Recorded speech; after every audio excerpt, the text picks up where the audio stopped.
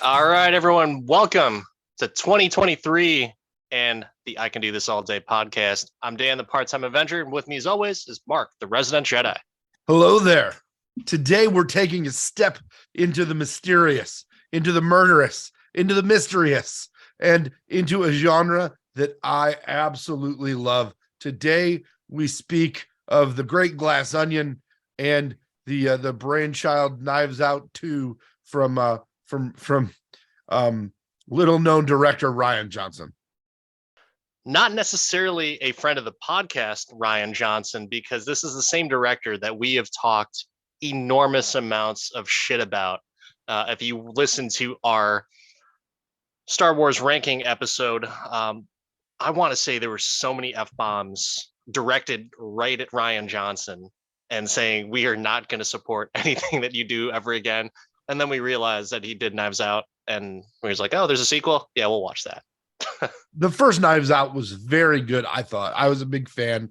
Very excited to see they released a second one. Not excited enough to go to the theater to see it, but definitely excited to see what he could do with this. I mean, first Knives Out, huge star-studded cast. What do you think of that one? Before we dig into the sequel, we did not do an episode in 2019 for Knives Out OG. I really liked it. I was really surprised by it. It's been a while since I've been able to watch a murder mystery movie, and I dug it. I dug the cast. I thought it was very surprising to hear Daniel Craig, fresh from his James Bond fame, doing his own personal Foghorn Leghorn accent. And I know who did the murder. I don't. I was like, that's James Bond doing that. Like, I was almost kind of off put by it, but I dig him as a character, and I thought it was a really good movie. Yeah, I don't know if we've ever talked about this, but I'm a big murder mystery fan. I grew up on like Encyclopedia Brown books where you'd have to like figure out the short story mystery. Grew up reading mystery novels and stuff like that.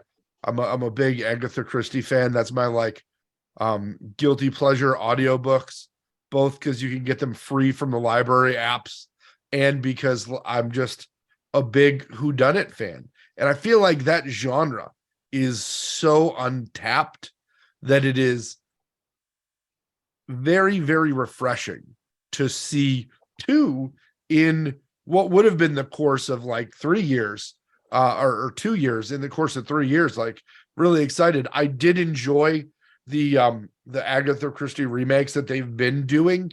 Murder on the Nile and the train one, and I think Is there's that the another Orient one coming Express out. one? Yeah, the Orient Express, Murder on the Orient Express.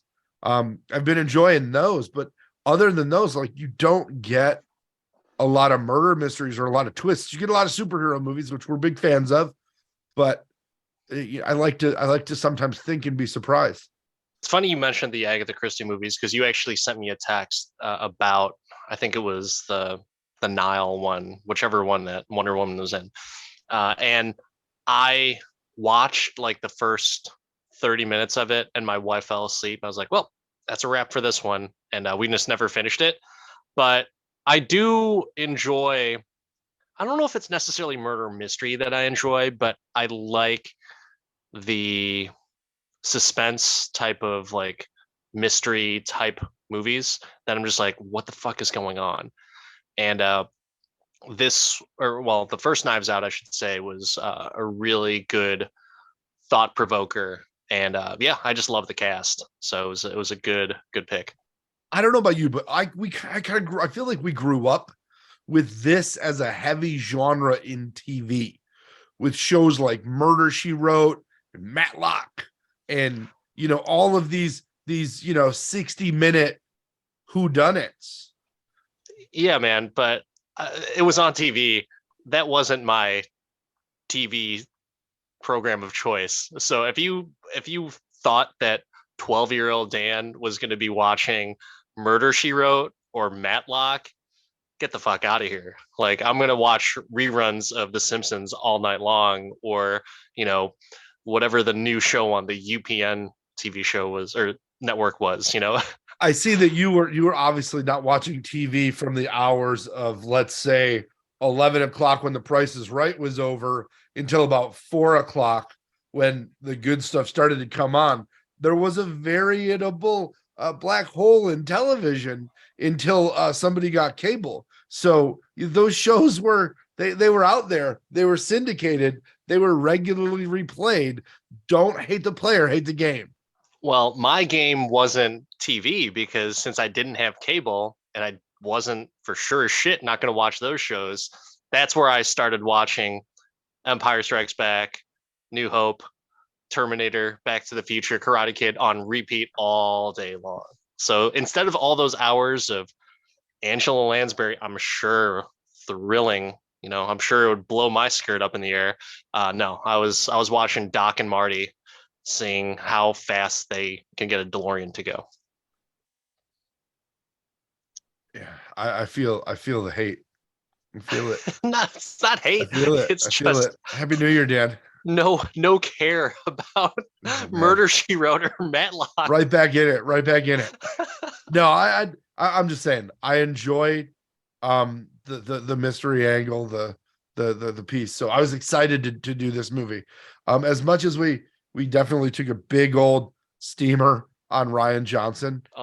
Huge. Friend of the podcast, Rian Johnson. In looking back on his directorial whatever, there really is not much to it.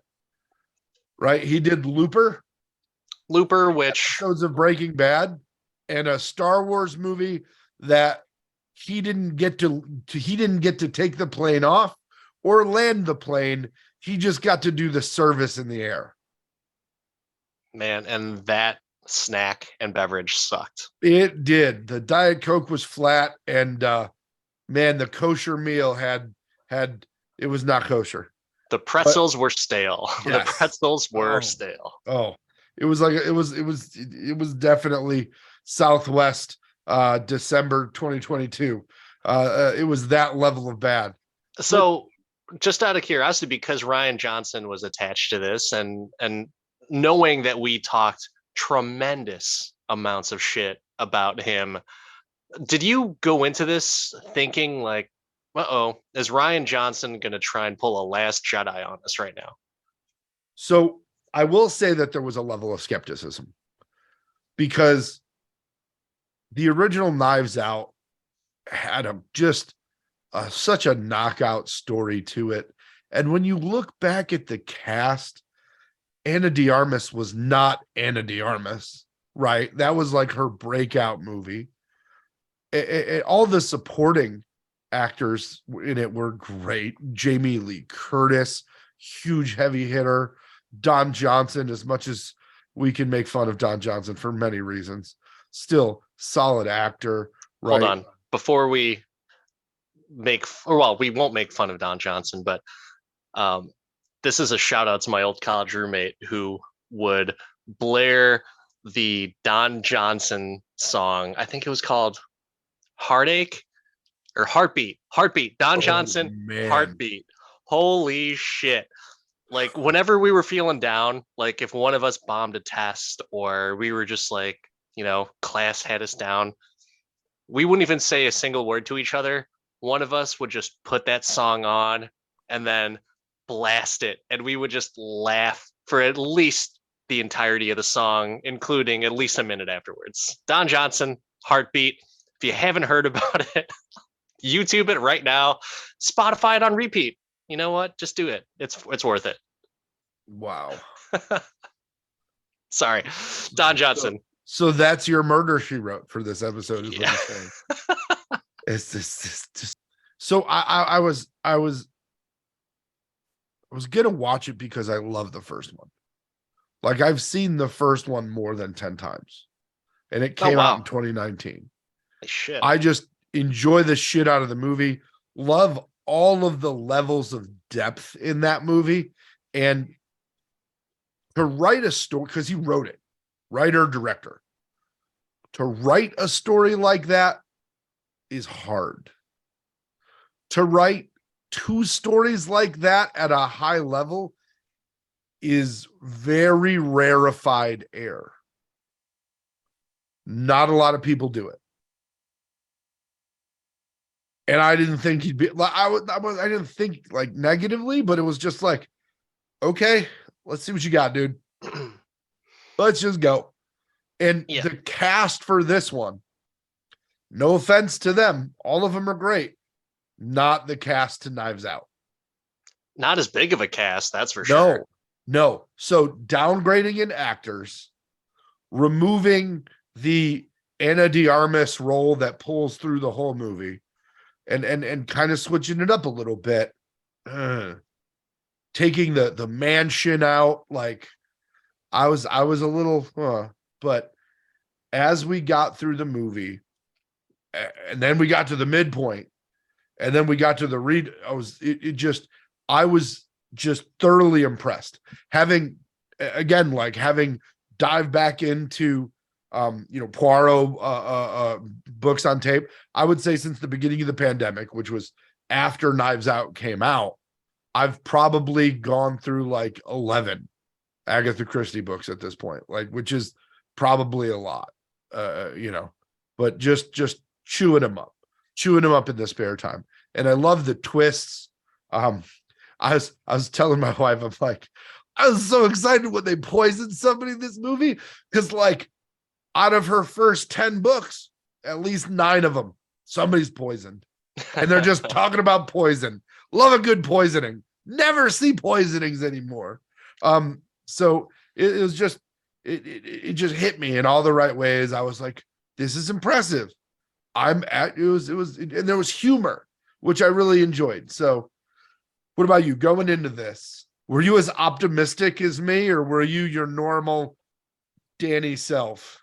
I thought that because it was on Netflix, and I didn't realize that it was in theaters for a little bit. It might still be out in theaters. I don't think it is, but I wasn't aware that Netflix just like purchased the rights, but Rian Johnson did some deal that like, hey, this needs to be out in theaters. So I thought about it as, well, it's coming to Netflix.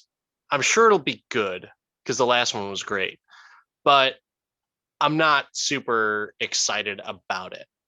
It was great because Netflix hasn't really cranked out a hit in a while. So I was like, okay, well, this will be a good change of pace, and it's got some solid actors in it. But I didn't do too much research. I knew Daniel Craig was coming back. I did not know Edward Norton was going to be in this movie, so it was a nice, pleasant surprise as to what I saw from the cast that did show up. And there's a few cool cameos in there that were really great. And yeah, I wasn't thinking that I was going to hate the movie, but I wasn't thinking that I was going to love it either, because I just figured, well, if it just went straight to Netflix, this movie will be forgotten about. But once again, not knowing that it was in theaters, I'm sure a Right. majority of everyone has seen it on Netflix as opposed to theaters. I don't think you could say that with Netflix anymore, to be honest. I really think that Netflix stuff, after one of them won, after that Oscar win, I think they're pretty legit. No, I'm not saying that that's the case. I'm just saying that it's forgettable. Like Netflix movies are forgettable in the sense that because it doesn't have a theatrical release, it doesn't have the legs. Because think about how many shows and movies we've watched, and it's just like it's the hottest thing for that week, and then something else comes out, and then we forget about it. You're not Y- wrong. You're not So wrong. it's But I thought it was the story was good enough. story was very interesting. And what are your thoughts on movies that have like political undertones, overtones, like the all that stuff? I don't know that this movie had political overtones. I think that some of the characters represented a very rough outline of certain archetypes in our current society, but I don't think they were aimed to represent one person.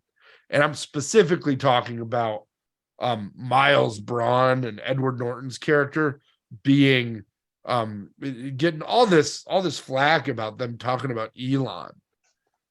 I don't think it's supposed to be Elon. Rian Johnson, I mean, he wrote this a while ago, and he's gone on record saying that it's just sheer coincidence that Elon kind of became this huge ass figure because he bought Twitter. And so it's like, yeah, it wasn't really meant to be around him. If you look at the way he represents the character early on, it's Steve Jobs. Oh yeah, for sure. He had the black turtleneck and everything. The black turtleneck. They talked about the reality distortion field, which, if you read the Steve Jobs book, was one of Walter Isaacson's main topics about the guy and how much of a prick he was. He was totally Steve Jobs. Even the yacht that they used, the angular yacht, looked. I was like, is that Steve Jobs's yacht? Not that I'm a yacht aficionado, but I remember seeing, like, the yacht was ready right before he died, and it was this crazy, swoopy, angular, looked like it was an iPad kind of thing. And I was like, that would be Steve Jobs's yacht. For you to say, and I agree 100%. Obviously, if you look at it from a 30,000 foot view, like, yeah, there's no way that he wrote this knowing that Elon Musk was going to take over Twitter and there's going to be so much flack for all that shit. But I will say there are absolutely political overtones and undertones on it, because you've got the whole the COVID scenario was hilarious to me. Well, I think that they just filmed it during COVID, so just fucking get into it. It was so funny because, but even then, like, the subtleties of everything, like the very first scene when Catherine Hahn answers the doorbell and she's like, oh, and like she puts her robe over her mouth just to cover her face and everything.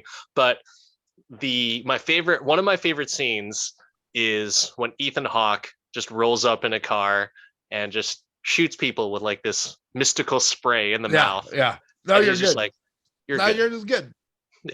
I thought the same thing. I was like, that really is how it's a joke in the movie, but if you look at it, it's actually how remedies and prevention was available, which is nuts, right? Like, we can go back and talk about testing and antibody serums and, you know, like all the fact that you couldn't test enough people in the state of Michigan, but Joe Rogan could test 3 times a day and every podcast guest he had because he had money, you know, and again, I don't have a problem with it. But it is what it is. It played out the way it is. I think that there's good and bad that came from all that. And we've all learned hopefully something, right? All of you have the blessing of a new favorite podcast due to COVID. So you're welcome. But I think that including it is one thing that no other movie has really done to try and be an escape. No, fuck it. Put the mask on. Who cares? The mask isn't going away. Hell, I was out at the zoo lights at Brookfield Zoo the other day, and I'm like, where's my COVID mask? That'll keep my face warm. Oh yeah, buddy. Yeah. Oh, I masked the hell up. It was great. N95 is super insulation, in my opinion. I was at an Under Armour today, and they have their semi-annual sale. Under Armour, holler at your boy if you want to become an official sponsor of right here. Do This All Day podcast. But Important. It was funny. There was a hoodie, which I thought was a hoodie, but I was like, this thing's not gonna go over my head. But it was a mask, so it's like a cold gear thing. And honestly, if I live somewhere cold, I would totally use it because that shit keeps you warm. You know, like a mask will totally keep you warm. But I was like, I live in Florida. It's 80 degrees out right now. I'm not going to get this. But if I was back in the Chicagoland area, maybe. Yeah, no. But yeah, like, to say that there was nothing political about it, but I would say COVID for sure. There's like jabs at just the ridiculousness of everything, but also the fact that you have a corrupt politician and no political Well, I overtones. think that Like, you come have on. archetypes. I think that you have a movie full of archetypes. And the thing about script writing and writing movies is certain archetypes don't go away. The politician Sure, in the pocket of big business doesn't go away. The the right now the influencer model doesn't go away. Been a long time. They apparently don't think that the online streamer, is going away anytime soon, which I would agree. Right? I think that YouTube and all this is too big to happen. Apparently, they don't think Google Alerts is going away, which I think is hilarious because Google Alerts is so 2008. But I think that there's just so much that they just archetype in this, and every mystery movie has archetypes. Professor Plum, Miss Scarlet, you know, the it's all just an archetype, and why we're getting so caught up in this is ridiculous.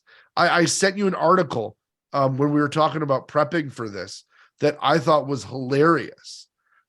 Speaking of politics, did you get a chance to look at it, or at I least did. see who made comments on Twitter about it?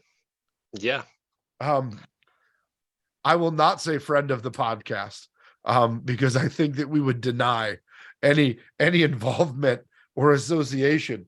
But a failed screenwriter and current political pundit Ben Shapiro decided to take to Twitter and draw his own conclusions about who was what and what the outcomes would have been for these people, and how it's purely up in the air, and all these people would have done things differently in his eyes. And he wonders why he never got a movie picked up when he submitted a bunch of scripts. I don't know. I was surprised, honestly. And to kind of circle back on your question about political affiliation in this movie, I really like, I try to not watch movies in a political lens because they're my escape from the ridiculously politicized world that we live in right now. Like, I want to turn this on for 2 hours and 15 minutes of who killed Edward Norton, which didn't happen, sadly. Ooh, spoiler. If you didn't think this was going to be full of spoilers, you have not listened to any episodes. But I didn't turn this on to be politically drawn in, you know? The West Wing would be what I would turn on for my political comfort food.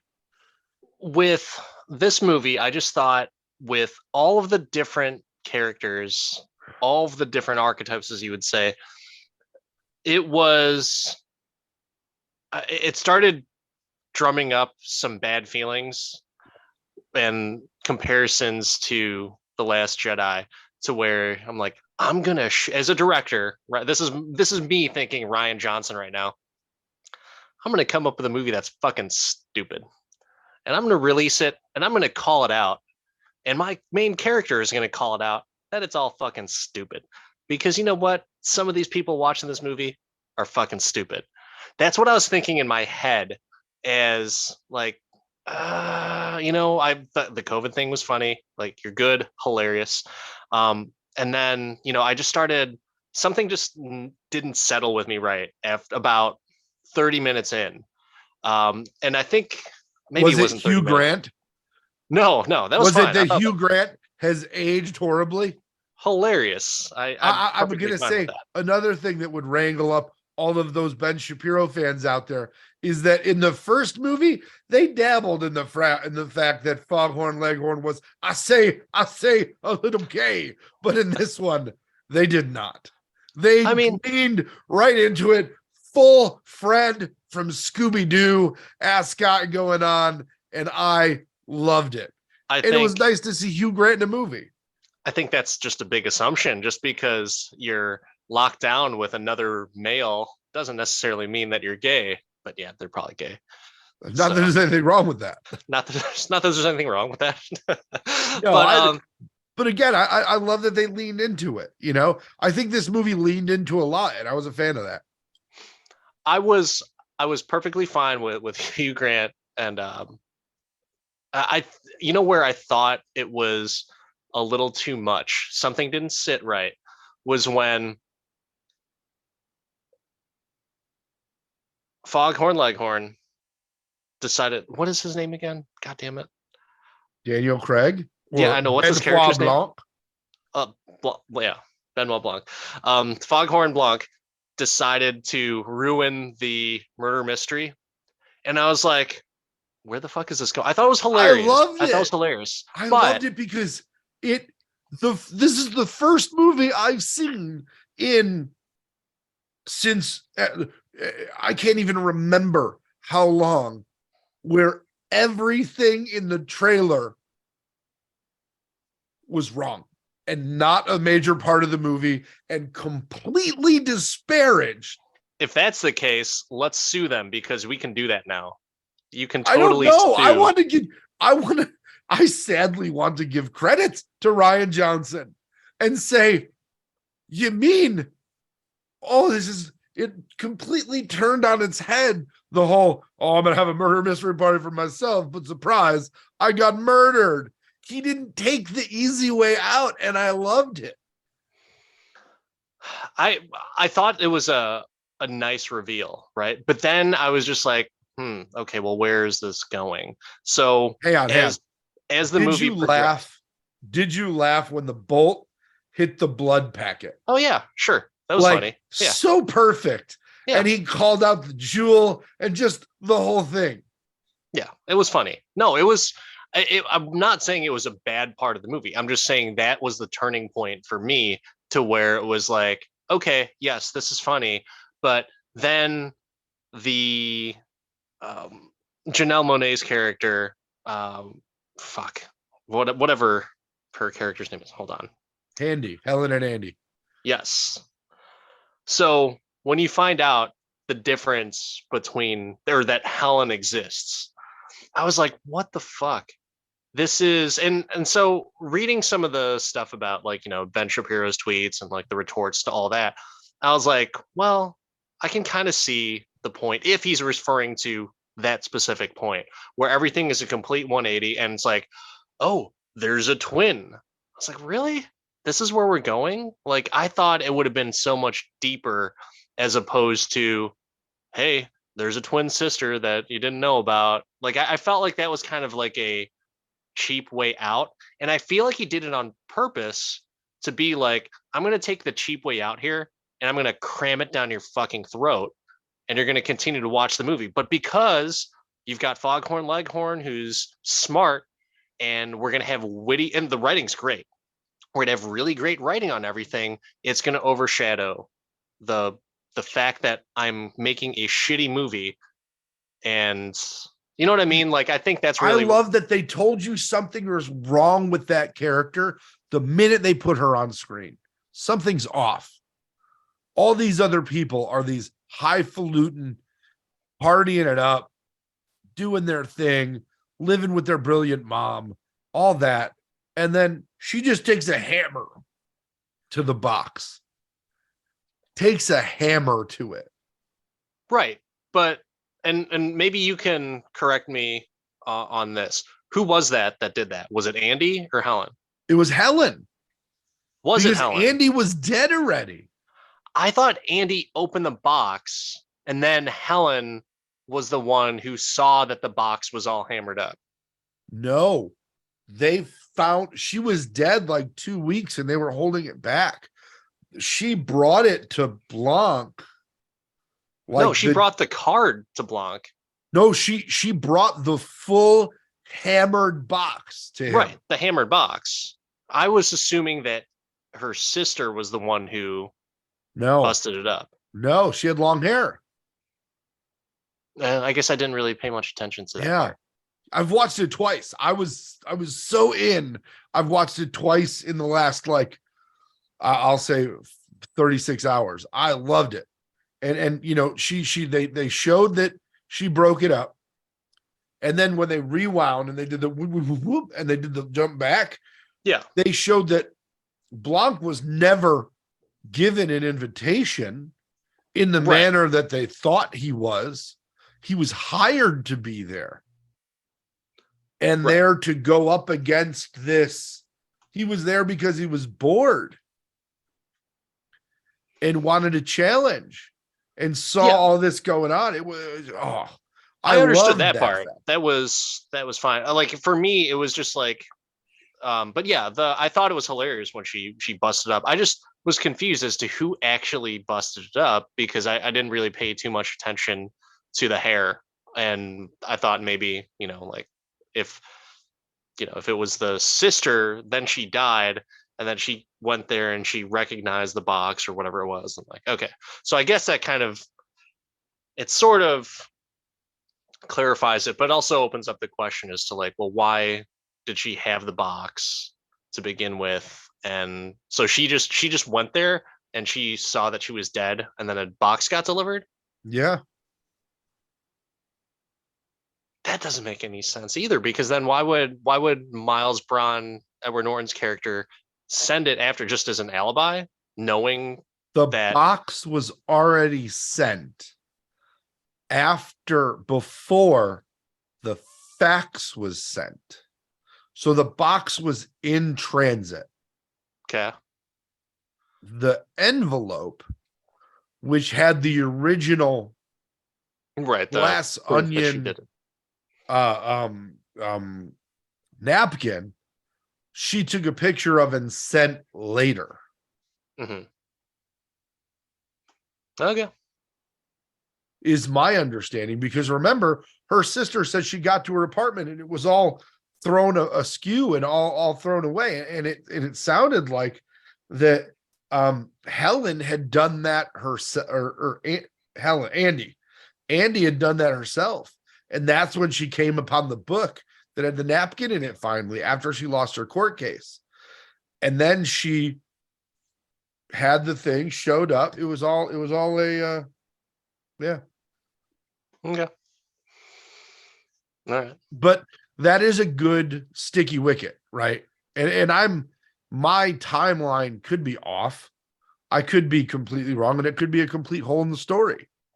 I think it just the difference between this movie compared to Knives Out was that there wasn't, in my head, in my own personal viewing, there wasn't any confusion as to what happened. There was like, oh wow, this is like a completely reveal, like, oh, this is what happened, right? For for Glass Onion, I was thinking like, this isn't as closely knit of a story as I thought that Knives Out was. And then when you start adding things all together, to me, like I said, I probably watched this. It was like 1.5 times that I watched it, so I didn't catch the last half because I actually was kind of like, I know the last part of it. I'm not going to watch the last part of it. So I watched the beginning part just to see like, okay, you see some of the interactions, knowing that Helen is Andy, or portraying Andy at the time. And so I was like, okay, cool. Well, I can kind of see this stuff. But the acting is great. The writing is fantastic. I just think for me, it was one of those points of contention that things just started adding up. And it was just like, I'm still entertained. Don't get me wrong. I just started to look at it with some jaded eyes, because like, hmm, not it's not hitting me in the feels. It's not making me like doubt, or I'm sorry, it's making me doubt things, which is like, okay, that's where I not check out, but I start becoming a little bit more critical of what plays out throughout the movie. No, I can understand that. I can understand that. Again, I felt it laid down so well. I haven't enjoyed a twist that much in a while. Was it really a twist though? That she was the twin? Yeah. I think maybe, and hear me out on this one. So uh Ocean's 11, Ocean's 12, Ocean's 13 even. I love those movies, and the fact that to me that twist was like, oh, by the way, there's a whole bunch of other people involved, and it started from the first minute that everything was happening. So that's where Ocean's 12 got a lot of flack about that. But I think the difference where I feel a little bit more inclined to like the Oceans series a little more than this particular twist is that everyone in that cast, for a majority, is likable, right? Everyone's likable. There's not really anyone that's likable, with the exception of Helen. But even then, you don't realize Helen is likable until the reveal. So it's almost like a retroactive, like, here's the But reveal. you're looking at a movie where the majority of the cast is in the hero role or the good guy role, where in this movie you're looking at a majority of the cast that's in the bad guy role. Yeah, but you can still, I mean, Chris Evans was likable in the first one, and he's a You just complete like prick. Chris Evans. Yeah, but he's a complete prick in it. So that's where there's a difference between, like, because you can be an asshole and be likable. These people were, and I would say that Miles Braun is actually kind of likable in this. He seems pretty likable in it. But at the same time, as a whole, I thought Batista was awesome. Kate Hudson did a fantastic job playing like the typical socialite. And I didn't get a whole lot of feelings of good or bad from Leslie Odom Jr.'s character, but I They guess didn't let that him was, sing. yeah, right. They didn't let Janelle Monáe sing either, but she was likable. But it wasn't until after that it was the reveal. Like, Andy wasn't likable. She just seemed like, hey, you got cut out. That, hey, business deals happen that way. Deal with it. Well, she And was the then, Waz. She was the Waz of the whole thing. yeah, yeah, Except Waz got taken care of. She was Spider-Man from Facebook. That's who she was. but so Helen's likable, right? I don't think she's as likable as, let's say, Anna de Armas's character from the first one, because I think she's likable all the way from the beginning. But You I think that feel, I think you're looking at the full picture. When you find out that she's a twin, you also then realize that Blanc had told her this could be really dangerous. And at the time that you find out she was a twin, you also assume that she just got shot and killed. They had not told you that she was sporting some Jeremy Renner hot sauce.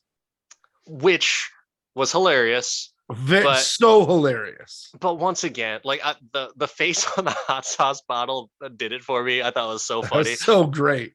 But But you thought she made the ultimate sacrifice to try and uncover her sister's killer, and now it wasn't going to happen. yeah, but I But thought that, then, that irritated me. That irritated me that was the case, because it's so fucking cheap. You don't think, and maybe it's because, and this is going back into my thought that Rian Johnson's like, this audience, along with the cast, the characters are dumb. And so I thought it was like, really? Like, no one's gonna fucking smell a shitload of hot sauce on a body? No one's gonna think that's fucking weird? nobody went near the body. He shooed them all away. You could still smell that much hot sauce within 5 feet of someone. Disagree. And hot sauce on the fucker's eyes who were right there as well. I'm just saying, like, for a red herring, that was pretty great. I'm okay with was it her journal or whatever it was that, Yeah. Yeah. I'm fine with that. I'm fine. That's what I thought you'd have the biggest problem with. No, perfectly fine with that. I liked Back to the Future 3 when Marty put a steel girder behind his shirt. It was fine, right? Which was a callback to the outlaw Josie Wales. Yep. I was fine with it.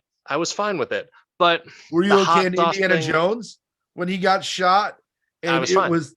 Yeah, fine. it was the Grail Diary. I like it. I like it. I'm perfectly fine with that.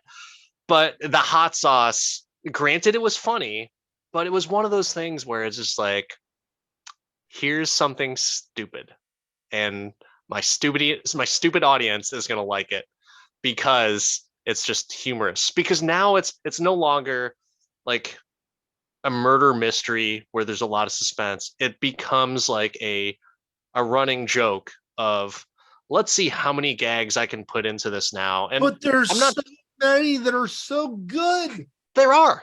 When they get to the island and he's playing the guitar and he's Yeah. playing a different song off the White Album, which is where White Onion is from, right? It's from the Beatles' White Album.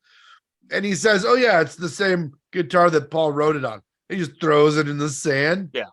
It's so I'm just That is. like, this is I like setting it. up these Yeah. characters. Mwah. The writing Chef's is kiss. is great, and the fact that they have so many of those quips and they all work, right? But there's a certain point where it becomes like, this is a little too much, at least for me. And the only comparison that I can make it to is, uh, I'd probably say Thor: Love and Thunder. Love the movie, right? But so many people thought, oh, they try to do so much with the humor. I don't get it. Like, that's too much Taika Waititi. And I'm just like, really? I thought it was funny. I thought everything worked. But I can totally see why, like you like the humorous steps in this movie. To me, it reached that critical mass of like, I think Rian Johnson is basically just fucking with us. And so I'm like, yeah, I could do without it. So that was just my own personal take of it. And that's why I was a little bit not as well received on some of the jokes. I think that Rian Johnson at some point met Steve Jobs and was disappointed at a high level. Probably. Right. And just like, oh, like I'll admit, like that was one of the people that when I was, younger, was like, oh, this is somebody I should probably learn a little about, understand thoughts on business and all that. And just absolutely realize that the dude was just a slave driving misery maker of a boss that I wouldn't work for 5 minutes. And I'm like, yeah, he was effective because he was an overworking prick. Got it. It just so happens that Elon's the same way, which is, why there's so much outcry around this, but it's a stereotype and it's an archetype. But I love the fact that the guy didn't know what he was really doing. He needed the Woz, which is what Andy was to him, right? The Wozniak. Apparently everyone was to him. With the exception of Catherine Hahn's character, I don't think, he just kind of put the screws to her to where like everyone else is fairly more useful than the politician. Sure, she can pull a few strings, but and the Dave Bautista character, that guy was useless. The presence and the power of social media, my friend, it is powerful. The presence and the backing of politics.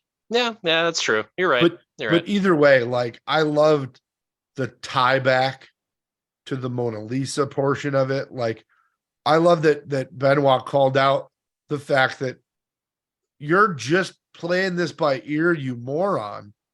You had none of this planned. You used somebody else for your murder mystery, got mad at me, and then just started making it up. And the guy who's like trying to think, he's playing Clue, right? He's got the squares out from Clue, trying to figure out what's going on. And what does he come up with? Oh, you're an idiot. Yeah. Son of a bitch. Which was amazing. And then she starts going nuts trying to find the one piece of hydrogen to blow the place up with. And then I don't know about you, any story I'm ever told that brings an element and takes it all the way back around, whether it's stand-up comedy, whether it's movies, whether it's a book, whether it's whatever. But when you can take something that's the main goal of the protagonist and bring it around in a completely different manner, I loved it. I loved it. He'll always be mentioned in the same breath as the Mona Lisa because he's the reason the Mona Lisa doesn't exist anymore. Yeah. And Yeah. she took down all of them. No. Vera Anna de Armas in Knives Out. Mm, I don't think so. And I'm not saying that to be argumentative because there's a difference between they all got cut out of their inheritance. They are the cast now. They're perfectly fine not being Elon Musk Jr.'s lapdogs But doing his they're bidding. they're not nearly as secure, which is the problem with the cast from Knives Out. They all could have gone on to do their own thing and make their own money and survived, but they would not have survived as comfortably and slept as well. Yeah, but I think they were all okay with it. They They were all were definitely not a lot. okay with it. They all were so Absolutely. pissed. No, I Dude don't tried know to about stab that. her with a fake knife. Captain I, America tried to end her. no, I'm talking about this movie. They were fine with Edward Norton going down, getting the Mona Lisa all Well, fucked I up. think that I think the politician's career was over because she Yeah, greenlit the power plant. yeah, but she's no longer under that. So I think there's the whole the morality of it, which once again I think is kind of a lazy way out of writing's good, but I think it's a lazy way out. It's like, oh, I just feel better that I'm no longer Yeah. associated with this. You know what I mean? Like that's the only reason why I'm just like, very convenient. And that's when they become likable because they don't hate the girl whose sister was murdered. They're, you know what? We should have done the right thing. Yeah. No, they all got a conscience break while the main guy went down in Any, flames, literally. any, yeah, any politician been like, nope, we're gonna fix this really quick. We're gonna get some people over here. We get the FBI. We'll get this thing straightened out. Don't you worry. We'll get our money. No, no. Did you have like any particular scenes or even quotes that kind of stuck out for you from the movie?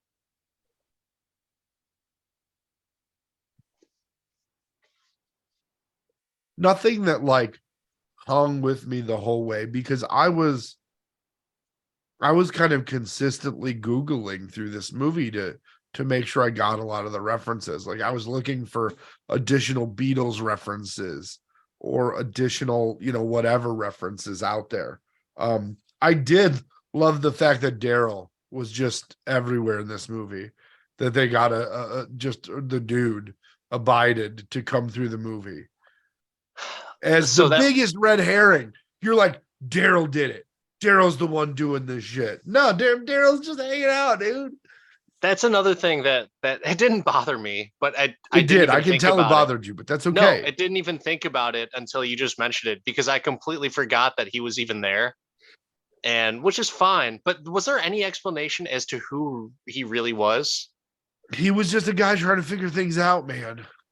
That's it, though. That's the only That's line it. that he's just here to, while he That's figures it some things because out. Miles is an idiot. So yeah, um, I did like seeing Jessica Henwick, who's been in Iron Fist and also The Matrix, whatever the last one was.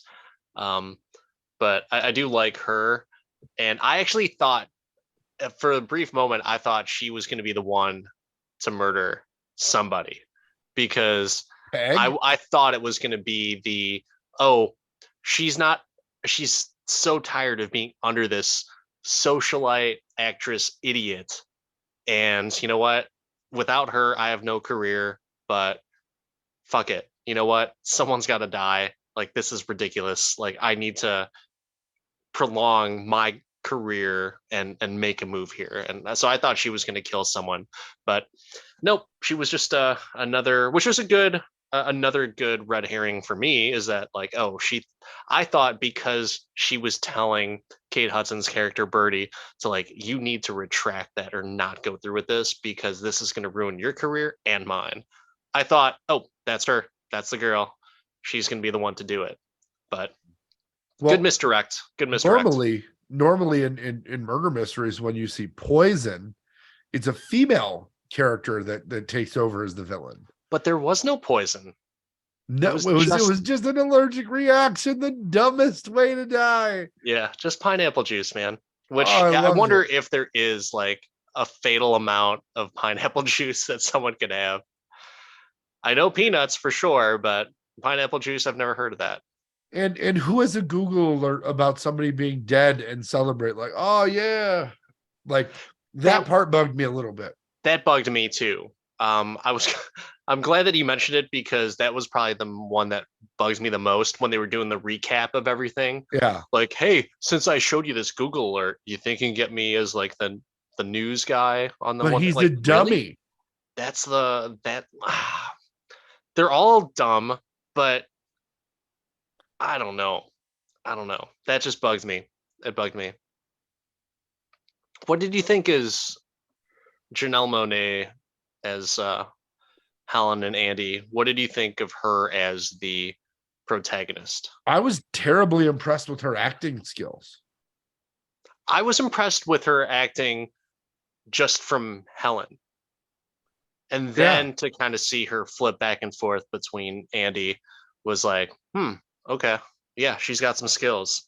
And I've never seen anything with her in it. Now I would kind of, celebrate her catalog and the take a first look at time that. I watched it with the fam, and my mother-in-law told me that she was in the Harriet Tubman story, and I'm like, when was that? And it was a while back. She's been in a lot, Mm. but she's been just really a hardworking actor, and this being a great opportunity for her to just jump into the spotlight. No, I thought she was outstanding in this movie. I enjoy Daniel Craig as the goofy detective. I think that he fits the part very well. Um, Everyone did a great job. yeah, All the yeah. characters were well written and well executed. I mean, that what that says to me is that when you let Rian Johnson play with Rian Johnson's toys, Sure. he does a good job. And there are people that we've talked about on this podcast that are excellent writer directors, but don't do so good if it's not their stuff. I swear to God, if you say Dan Aykroyd one more time, is that the one you're talking about? I mean, though nothing but trouble was nothing but joy for me. No, that's not what I'm talking about. Okay, all right. I swear. I thought you were like I think this is a running gag now. You're gonna start talking about things that like Dan Aykroyd can apply to. It's like No, no, it's not no. Dan Aykroyd. Just to get like that Pavlovian response out of No. me. It's But like, did you notice the bottle of Crystal Skull vodka in the drink cart? no, Oh, that's did because it not. wasn't there. Okay. I don't understand. Crystal Skull vodka is Dan Aykroyd's Oh, vodka. I thought that was the Indiana Jones reference, Crystal Skull thing. It's So technically a reference to the same thing, but Dan Aykroyd did it first and made it fantastic. into vodka, not a movie. Good God. Uh so sidetrack because what is this podcast without going into like, completely in the weeds. So just because you're talking about you made a Crystal Skull reference, which made me think Indiana Jones. Did you ever see the South Park episode where the kids are talking about, like something really bad happened to their friend, and it's alluded to like, someone got murdered or something like that, but it turns out that someone got raped, and they do a flashback scene to when all the kids went to go see Indiana Jones and the Kingdom of the Crystal Skull. No, I and have not. and I've been Steven Spielberg, like they bend over Indiana Jones. It's like they do a recreation of the Jodie Foster movie, and they're just talking about like we promise we never talk about that ever again.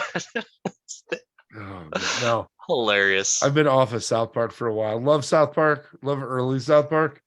There's just gotten to be too much. So much content, and that's one of the classics.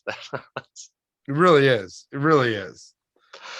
Oh, But anyways, anything else you got on the movie? Any of the other characters? I no, I again, I really thought this was tight. I thought it was well written and directed. You know, there's always going to be a few plot holes here and there that you can microanalyze. I think that's the beauty of these kind of murder mystery movies, is to see what you didn't see coming. You watch it again to see if you catch it. And then 3 to 5 months later, when you don't exactly remember it, you can experience it again.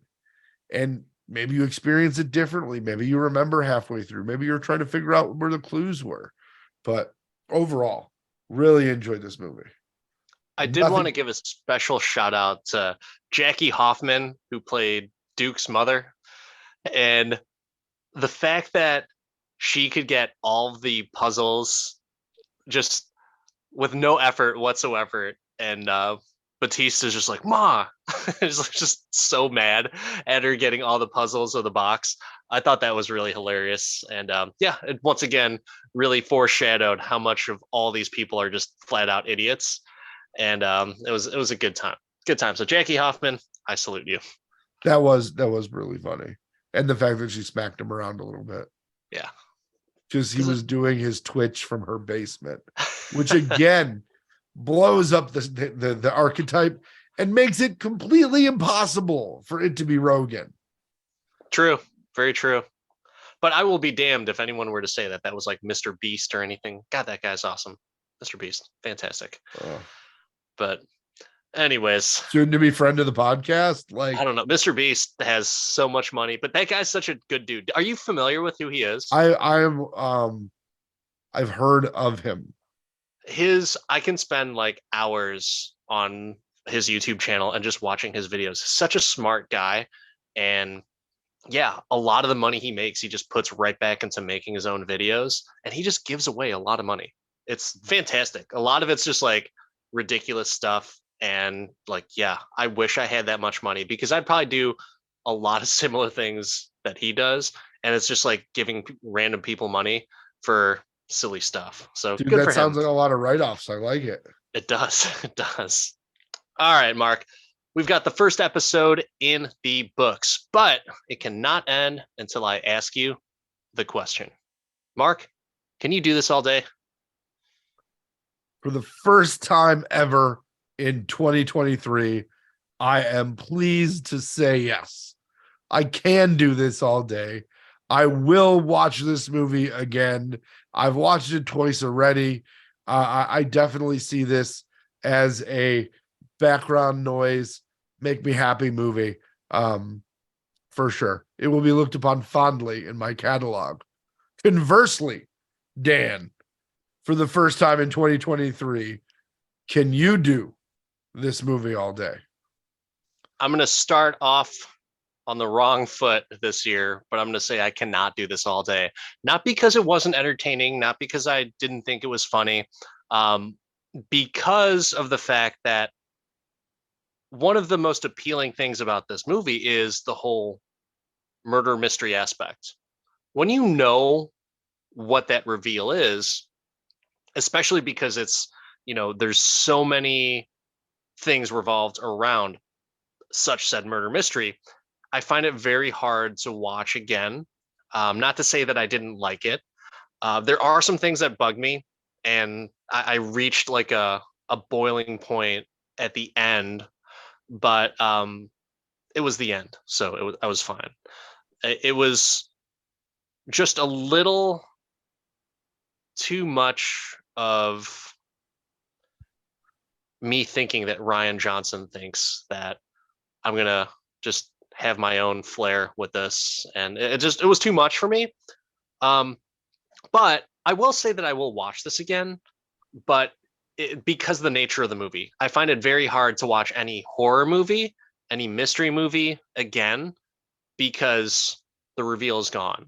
The scares, the jumps, the thrills, the suspense is gone. So for that reason alone, I cannot do this all day. I'm going to say that our listeners are shocked and disappointed. And they did not at all see you having a negative impact or impression of this movie coming at all. They're shocked. They're disappointed. I can't wait to see what other twists and turns this new year brings us. There will be plenty of them. And we will also be coming up on our 1 year anniversary soon. So we'll have to plan out a special episode for that. But until next time, I'm Dan, the part time Avenger. That's Mark, the resident Jedi. Do something great this year. Like, subscribe. If you dislike, smash the button twice, just so we know. But follow us. Send us a message this year. Tell us what we should do for our 1 year anniversary. Reach out. We'd love to hear from y'all. And until next week, Happy New Year. Happy New Year.